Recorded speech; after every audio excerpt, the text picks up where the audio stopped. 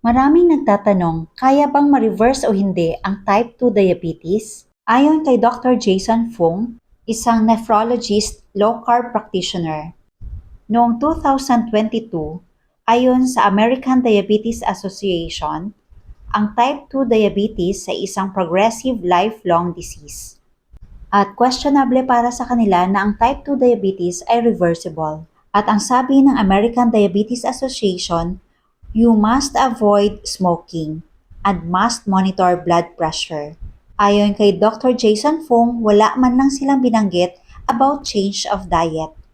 Na alam naman po natin once nag-change po tayo ng diet, like for example, low carb way of eating, ay talagang mag-lose weight tayo.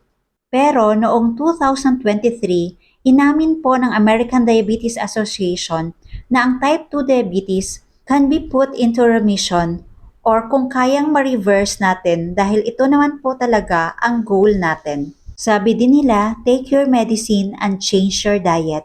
Ayon sa isang sikat na magazine na Reader's Digest, merong mga diabetes patients na nagbawas ng timbang at naging normal ang kanilang blood sugar noong sinimulan nila ang pagbawas ng pagkain ng mga high in carbohydrates or sugary foods and beverages. Natutunan lamang daw nila ito online pero hindi itinuro ng kanilang mga doktor. Para sa kaalaman ng lahat, meron pong dalawang klaseng diabetes, type 1 and type 2. Ang type 1 diabetes ay usually nangyayari sa mga younger patients at kakaunti lamang po ang nakakaranas ng type 1 diabetes. Pero ang type 2 diabetes ay common sa mga adult, nasa 95% po talaga ito. Ang type 2 diabetes ay isang dietary disease. Makokorek lamang po natin ito sa pamamagitan ng pag-change din po ng diet. Hindi po natin kayang mailagay sa remission o ma-reverse ang type 2 diabetes kung aasa lamang tayo sa gamot. Dahil kung ang dahilan ng type 2 diabetes ay ang pagkain ng mga high in carbohydrates or sugary foods and beverages, dapat po ay cut natin ang pagkain ng mga nabanggit. Tandaan po natin na ang type 2 diabetes ibig sabihin ay sobra-sobrang asukal sa katawan ng tao. At ang sugar po ay ginagamit lamang as source of energy pero hindi po ito kayang gamitin ng ating heart, liver, at iba pang mga internal organs. Kapag too much sugar po ang umiikot sa ating katawan, this will affect our internal organs. Alam niyo po ba na nabubulok ang ating mga internal organs dahil sa mataas na asukal sa katawan? Kasama na po dyan ang amputation, blindness, heart disease, kidney failure, at marami pang iba. So, paano nga ba natin ito masolusyonan?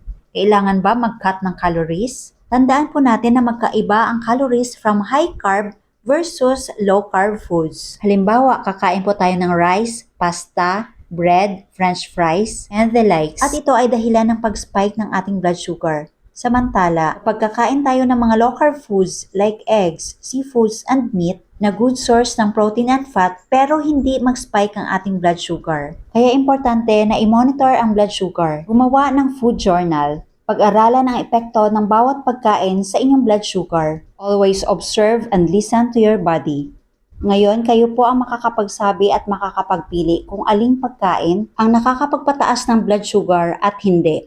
Tayo din pong mga local practitioners ang makakapagpatunay kung kaya bang mailagay sa remission o kaya bang ma-reverse ang type 2 diabetes. Yes!